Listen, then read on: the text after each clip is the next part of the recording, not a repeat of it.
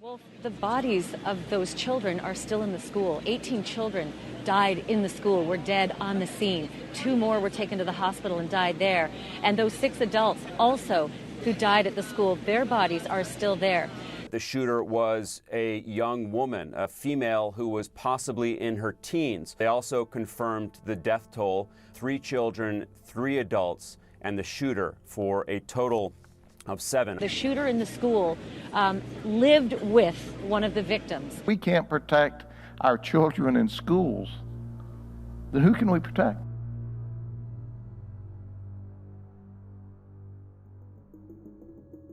It's difficult to describe the feeling when turning on the news and being greeted with the deaths of dozens of people. Not soldiers fighting in third world countries, but innocent people, often kids.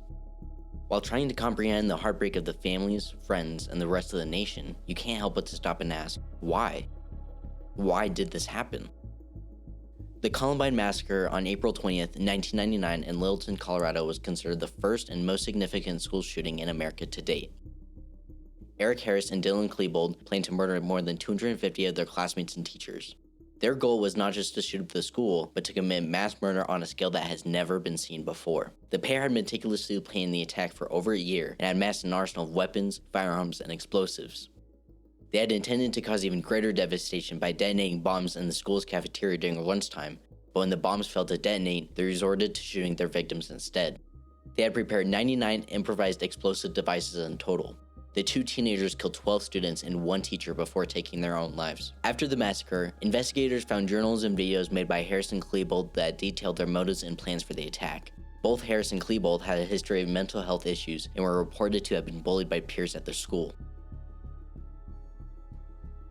Charles Joseph Whitman was a Marine Corps veteran and a mechanical engineering student at the University of Texas in Austin. Otherwise known as a Texas Tower Sniper, Whitman committed one of the deadliest mass shootings in August 1966. The shooting left 16 people dead and 31 others injured.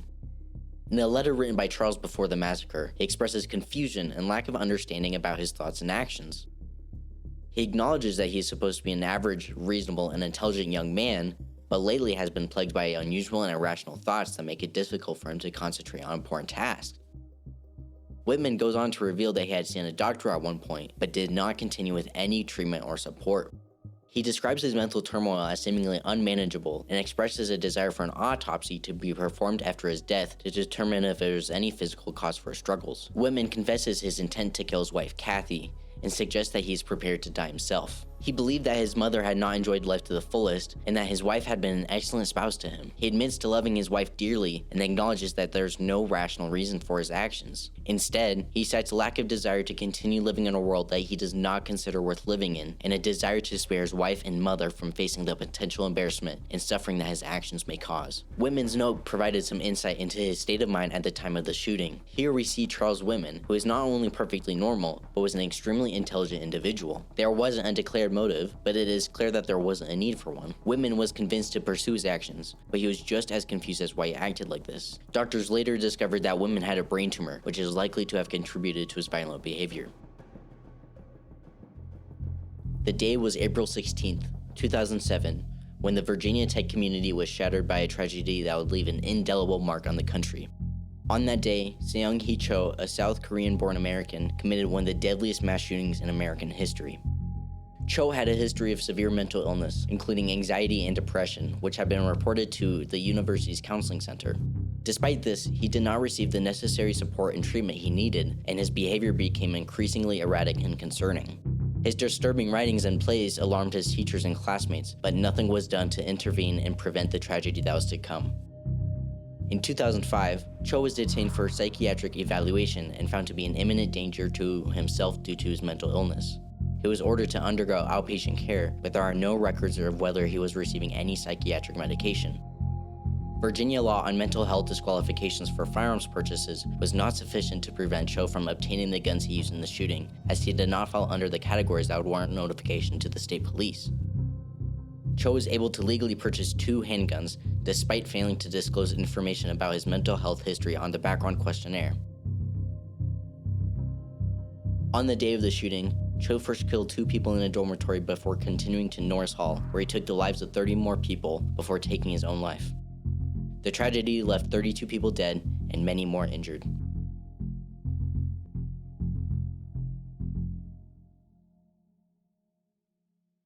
The nation, known for its low crime rates and strict gun control laws, was left reeling in the aftermath of the assassination of Japanese Prime Minister Shinzo Abe on July 8, 2022. The assailant, 41-year-old Tetsuya Yamagami, fired upon Abe while the politician was delivering a campaign speech for a Liberal Democratic Party candidate. In the days following the assassination, investigators worked to uncover the motives behind Yamagami. Abe was suspected to have ties to the Unification Church, a religious organization known for mass weddings and aggressive donation solicitation. Yamagami blamed the group for the disintegration of his family, claiming that his mother's large financial donations had caused irreparable damage.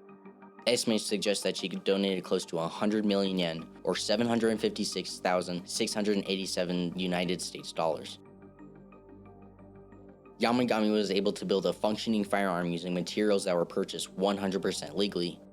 He used a wood plank, metal pipes, and electrical tape to construct the weapon, and allegedly used black gunpowder commonly found in fireworks to power it. Gun violence, whether it's caused by homicide, suicide, or mass shootings, is a serious and complex issue that needs to be addressed. The right to bear arms is enshrined in the Constitution because the Founding Fathers believed that citizens needed guns to protect themselves against the government. To be fair, this was a good idea at the time, allowing citizens to overthrow the government if they got out of hand. However, this argument doesn't necessarily hold up in modern times, especially given the prevalence of gun violence. In response to a tragic mass shooting in 1996, in which 35 people were killed, the Australian government implemented major gun law reforms, including a ban on semi-automatic and pump-action shotguns and rifles. A buyback program was also put in place, allowing citizens to surrender their guns in exchange for compensation.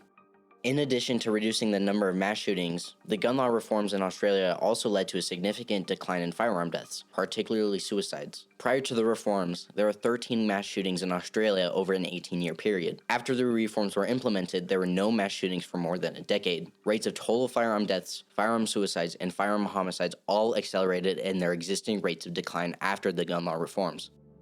The success of Australia's gun law reforms suggests that removing large numbers of rapid-firing firearms from civilians can be an effective way of reducing mass shootings, firearm homicides, and firearm suicides. The reforms also demonstrate that governments can implement meaningful gun control measures without infringing on citizens' rights. Gun buyback programs have gained significant popularity despite limited evidence supporting their effectiveness in preventing violence.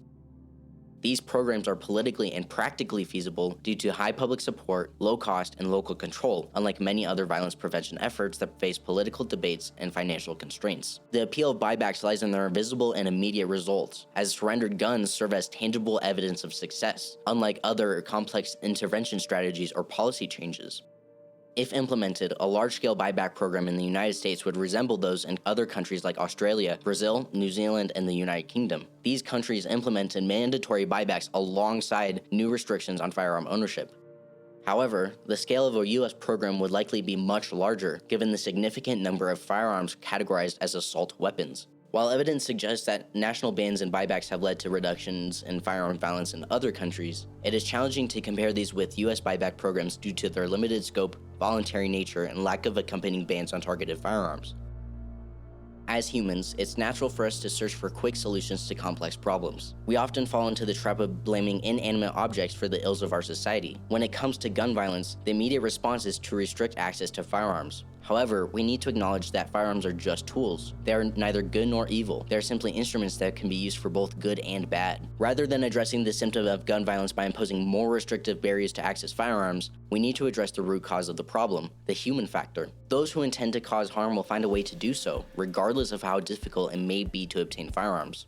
To effectively address gun violence, we need to approach the problem with rationality. Rationality involves thinking logically, making sound judgments, and making decisions based on evidence and sound reasoning. It is important to note that rationality isn't always objective. It can be influenced by our personal beliefs and experiences, as well as cognitive biases that affect our decision-making abilities. One example of this is the case of Charles Whitman, who had a brain tumor that affected his emotional regulation and decision-making abilities. While this is an extreme example, it highlights the fact that our rationality can be impacted by physical factors beyond our control. By recognizing the complexity of the issue and approaching it with rationality, we can work towards effective solutions to gun violence. This means addressing the root causes of violence, such as mental health, poverty, and social inequity. It also means recognizing the human factor in gun violence and working to promote a culture of responsible gun ownership.